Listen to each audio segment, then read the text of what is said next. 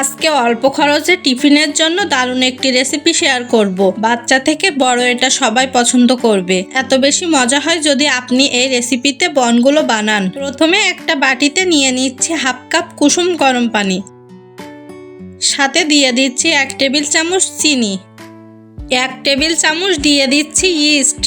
কিছুক্ষণ অপেক্ষা করছি যাতে ইস্টটা ভালোভাবে ফুলে ওঠে। তারপর স্বাদ মতো লবণ দিয়ে দিচ্ছি, 1 টেবিল চামচ দিয়ে দিচ্ছি গুঁড়া দুধ। এই মিশ্রণটা এখন একবার মিশিয়ে নিচ্ছি। এবার এর মধ্যে দিয়ে দিচ্ছি 1 কাপ আটা। আটা দিয়ে একটু মিশিয়ে নেওয়ার পর আর 1 কাপ আটা অ্যাড করব। এখানে মোট 2 কাপ আটা লেগেছে। আলতো করে মাখিয়ে নেব। তারপর হাত দিয়ে খুব ভালোভাবে করে মাখিয়ে নিচ্ছি।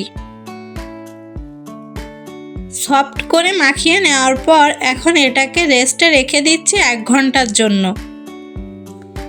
ততক্ষণে বনের জন্য পুর বানিয়ে নেব। 2 টেবিল চামচ দিয়ে দিচ্ছি সয়াবিন তেল, সাথে দিয়ে দিচ্ছি 1 টেবিল চামচ আদা রসুন বাটা।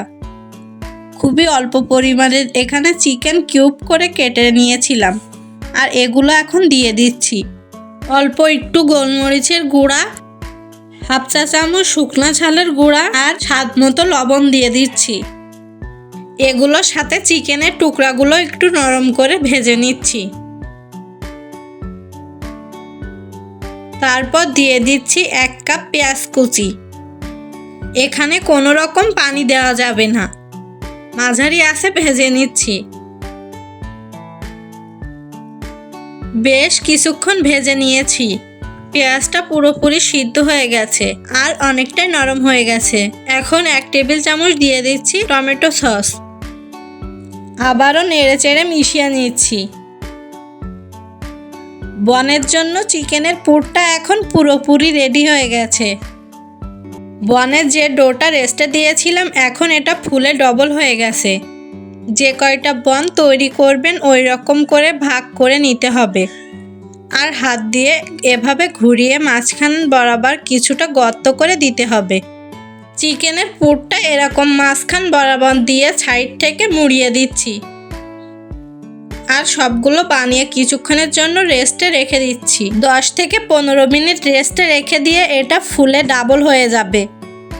তো এগুলো এখন মিডিয়াম আঁচে তেল গরম করে ভেজে নেব।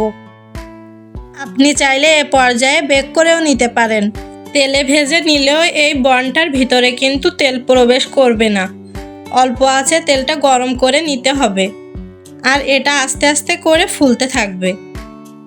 একটু পরপর চুলার আঁচ কমিয়ে নেড়েচেড়ে খুব লাল করে ভেজে নিচ্ছি, তাহলে বনগুলো অনেক সফট হবে আর ফুলকো হবে। এখন তেল ঝরিয়ে উঠিয়ে নিচ্ছি। খুব ঝটপট বানানো যায় এই বনটা। বাচ্চাদের টিফিনের জন্য তো এটা দারুণ রেসিপি। চলুন এখন একটা বন ভেঙে দেখিয়ে দিই যে এটা কতটা সফট হয়েছে। রেসিপিটি ভালো লাগলে চ্যানেলটা সাবস্ক্রাইব করতে ভুলবেন না। দেখা হবে অন্য কোনো ভিডিওতে। ততক্ষণ সবাই সুস্থ থাকুন। Thanks for watching.